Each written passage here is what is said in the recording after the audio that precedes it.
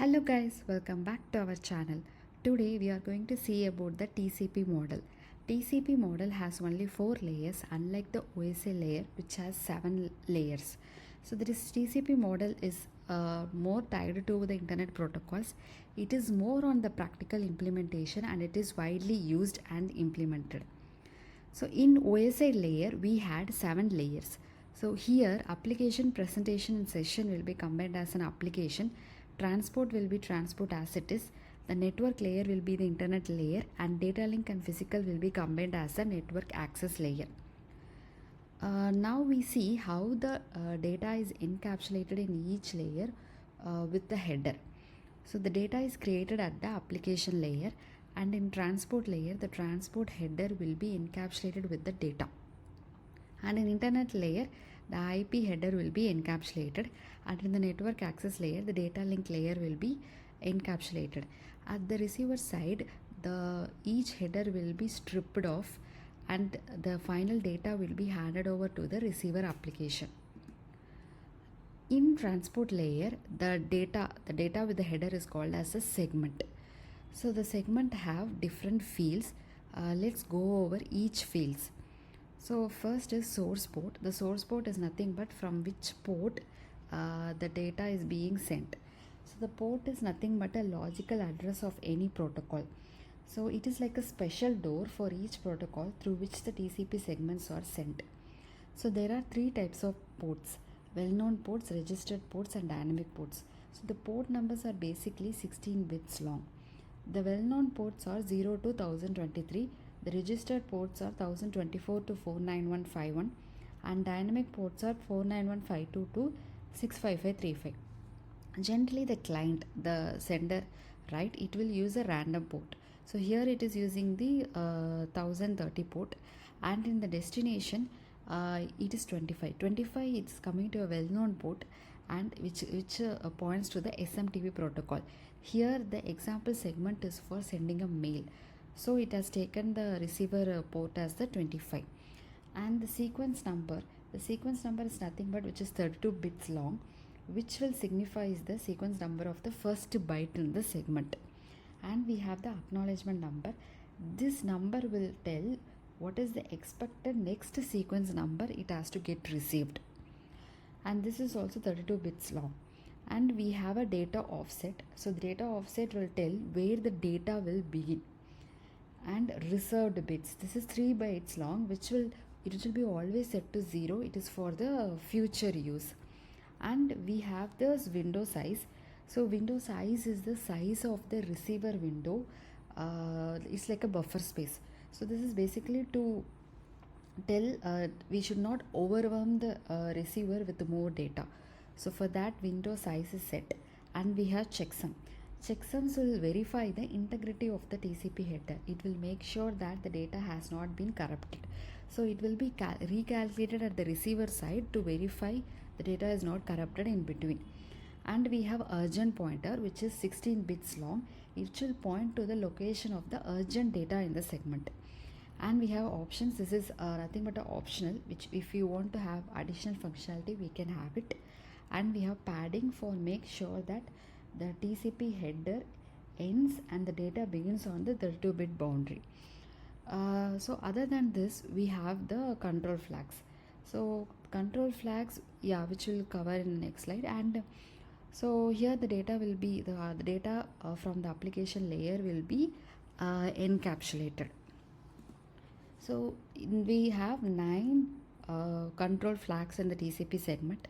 The first is the urgent bit, which will prioritize the urgent data. So it will basically tell if this flag is set, means the urgent data is there, so it has to be taken care immediately. And we have ACK. So this is for ACK. If the ACK field is dead, basically an acknowledgement has been sent and the receiver will be acknowledging this receipt of data. And we have push. So push is something like that the data has to be pushed immediately without buffering. Example, the web browsing. So it does not expect a delay. And we have RST, reset a TCP connection.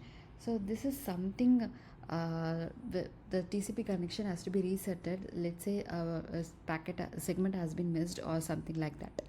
And we have send packet. This flag is for initiate a new connection, and we have fin, which will terminate the connection, which is finish. And then in the IP layer, in the internet layer, the data is called as the packet. So in this packet, so here you would be wondering, okay, I don't see a TCP header, I mean basically the transport layer header, right? So it will be already encapsulated within the data field, so it won't be visible obviously in the outside field. So data is there, which is already contains the transport layer header. So apart from this, we have other fields. First is version. So version is 4 bits, which will indicate the IP protocol version, either it is IPv4 or IPv6. And then we have IHL, which is nothing but the 4 bits long, and it will tell the minimum length of the header. So this will be represented in words. Here it is represented as 5 words, right? So in 32-bit system, one word will be equal to 4 bytes. And then we have DSCP. So this will tell the level of priority of the packet. So it comes under the quality of service. And then we have total length, which is represented in 16 bits. And then we have unique identifier for the packet, and we have fragment offset. So before that, we have flags. We have 3 flags reserved. So like the same in the transport layer, here also we have the reserved flag. And then we have don't fragment flag. So if this flag is set to 0, it means you can fragment. Fragment means you can divide the packet. And if it is set to 1, means you can't fragment the packet. And the other flag is more fragments. So if it is set to 0, it means it is the last fragment of the packet, and 1 means there are so many fragments will follow. So this is basically to reassemble the fragments of the packet. And we have fragment offset, which will tell the position of that particular fragment in the packet. And then TTL, this is time to live. So time until which the packet will be circulated. This will be decremented by 1 at each hop. And then we have protocol. So protocol is nothing but in the transport layer, what is the protocol has been added. Either it is TCP or UDP or ICMP. So we can cover the protocols in the later topics. And we have a header checksum. So the same as the transport layer, we have checksum here also to make sure the packet is not corrupted. And then we have source IP and destination IP, which is 48 bits long, to indicate what is the source IP address and destination IP address. So the next is Ethernet frame. So this is the frame which is created in the data link layer, nothing but the network access layer. So here we have a preamble first. So the preamble is 7 bytes long. This is nothing but a synchronization pattern used to prepare the receiver for incoming data. Let's say we have a pattern of bits which will be repeated 7 times. So after this will help the receiver wake up and get ready. This is like a hello message. Followed by this pattern, we will be sending the real data. And then we have a start frame delimiter, which will indicate the start of the Ethernet frame. And then we have a source MAC address, destination MAC address, which you already know. This is the local address of the devices. So this will be added in the frame. And then we have the type. So type will indicate the upper layer, internet layer protocol type, whether it is IPv4 or IPv6. And we have data. This data will be already encapsulated with the IP header, the internet layer header.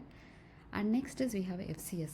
So this is like a checksum which is used for error detection, like the similar way we have seen in the internet layer and the transport layer. So after this Ethernet frame, this will be converted into zeros and ones, and it will be sent over the wire. So these are the 4 layers in the TCP model, and what are the fields in each layer. These things we have covered in this video. Hope you had a good learning. We'll cover more topics in the upcoming videos. Please do like, share and subscribe. Thank you.